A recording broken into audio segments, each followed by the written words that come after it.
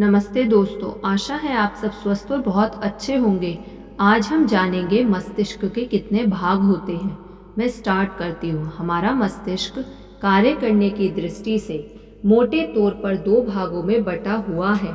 इसे हम दायां मस्तिष्क एवं बायां मस्तिष्क कह सकते हैं। हालांकि ये दोनों ही भाग पूरे समन्वय के साथ काम करते हैं, फिर भी दोनों की कार्यशैली एवं कार्य क्षेत्र अलग अलग है। मस्तिष्क का बायां भाग तार्किक है। यह हमारी वाणी, शब्द और भाषा पर नियंत्रण रखता है। यह सुव्यवस्थित तरीके से काम करता है और किसी भी विषय पर तार्किक ढंग से सोचता है। गणित की गणना करने का काम यह बायां भाग ही करता है।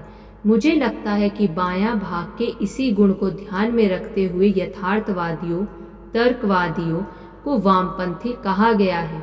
वामपंथी का अर्थ है बाएं रास्ते पर चलने वाले, जो जीवन में यथार्थ को ही स्वीकार करते हैं, कल्पना और भावनाओं को महत्व नहीं देते तथा तर्क को ही सब कुछ मानते हैं। उन्हें वामपंथी कहा जाता है। मस्तिष्क का दायां भाग कल्पना एवं सृजन की शक्ति से संपन्न रहता है।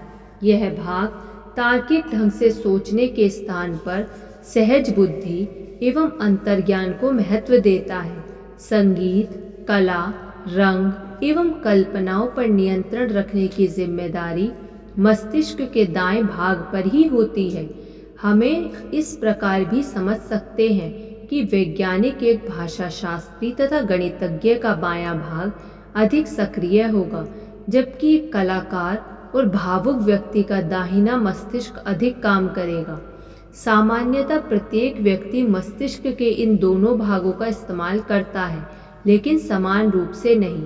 एक कलाकार अपने दाएं मस्तिष्क का अधिक इस्तेमाल करता है, एक दार्शनिक अपने बाएं मस्तिष्क का। अध्ययन में भी यह पाया गया है कि पुरुष अपने बाएं मस्तिष्क का अधिक उपयोग करते हैं, इसलिए वे तर्क प्रधान होते हैं, जबकि महिलाएं अपने दाएं मस्तिष्क पर अधिक निर्भर रहती हैं, इसलिए वे पुरुष की तुलना में अधिक भावुक होती हैं।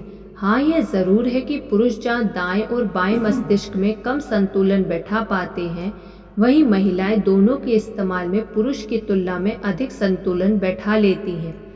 हमारी जीवन की सफलता बहुत कुछ इस बात पर निर्भर करती है कि हम अपने मस्तिष्क के इन दोनों भागों का किस प्रकार अधिक से अधिक इस्तेमाल करते हैं।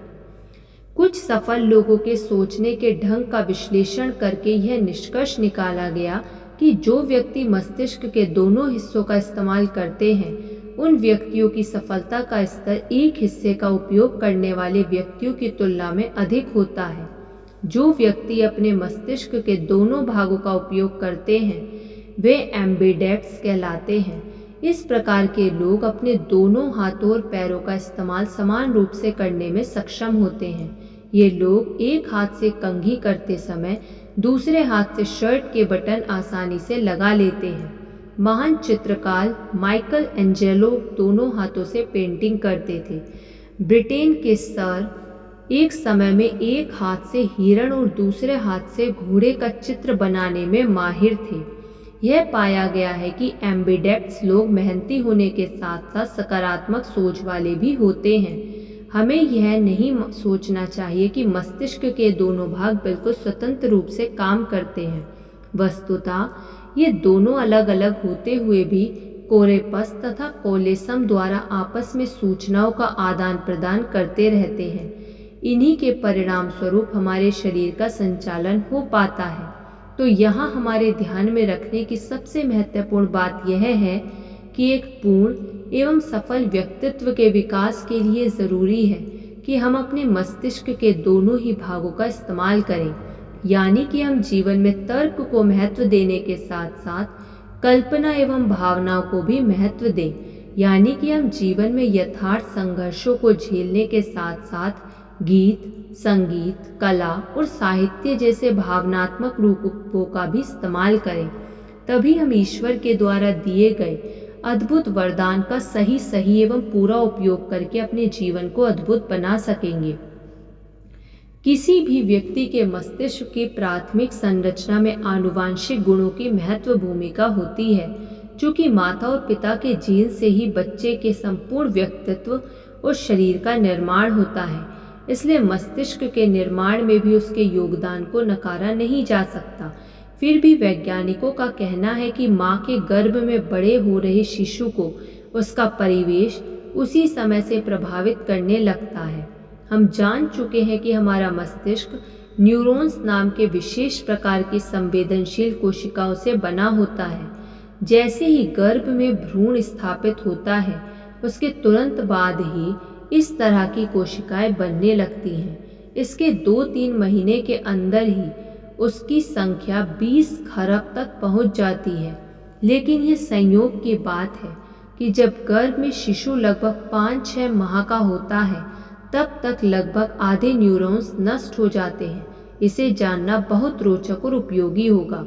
वस्तुतः न्यूरॉन संवेदनशील कोशिकाएं हैं। इनके जीवित रहने के लिए ज़रूरी है कि इन्हें कोई ना कोई काम मिलता रहे। चूँकि गर्भ में पल रहे शिशु की गतिविधियाँ ज़्यादा नहीं होती, इसलिए सभी न्यूरॉन्स को काम नहीं मिल पाता। फलस्वरूप काम ना कर पाने वाले न्यूरॉन्स नष्ट हो जाते हैं। मस्तिष्क का विकास गर्भ में ही होने लगता है। इसलिए यदि गर्भवती महिला तनावग्रस्त, अस्वस्थ या किसी नशे की आदी है, तो उसका सीधा प्रभाव बच्चे की सक्रियता और विकास पर पड़ता है। इससे माँ के गर्भ में पल रहे बच्चे की सक्रियता कम हो जाती है। सक्रियता कम होने से मस्तिष्क कोशिकाओं को काम नहीं मिल पाता। इस कारण वे मरने लगती हैं। यहाँ सबसे महत्वपूर्ण बात यह है कि यदि बच्चे को गर्भ के अंदर उसके मस्तिष्क के विकास के लिए सही परिवेश नहीं मिल पाया, तो उसे इतना बड़ा नुकसान उठाना पड़ता है कि उसकी भरपाई जिंदगी भर नहीं हो पाती। यह माना जाता है कि एक नवजात शिशु जितने न्यूरॉन्स लेकर गर्भ से बाहर आता है, वही उसके दिमाग की जीवन भर की पूंजी होती है। यदि यही पूंजी गर्भ से बाहर आने से पहले ही कम हो गई, तो उसकी भरपाई कभी भी नहीं हो पाती, क्योंकि जन्म के बाद कभी भी नए न्यूरॉन्स नहीं बनते। धन्यवाद। आपको ये वीडियो कैसी लगी कमेंट करके ज़रूर बताइएगा। यदि आपने अभी तक इस चैनल को सब्सक्राइब नहीं किया तो सब्सक्राइब कर लीजिएगा और इस वीडियो को लाइक कर दीजिए। धन्यवाद।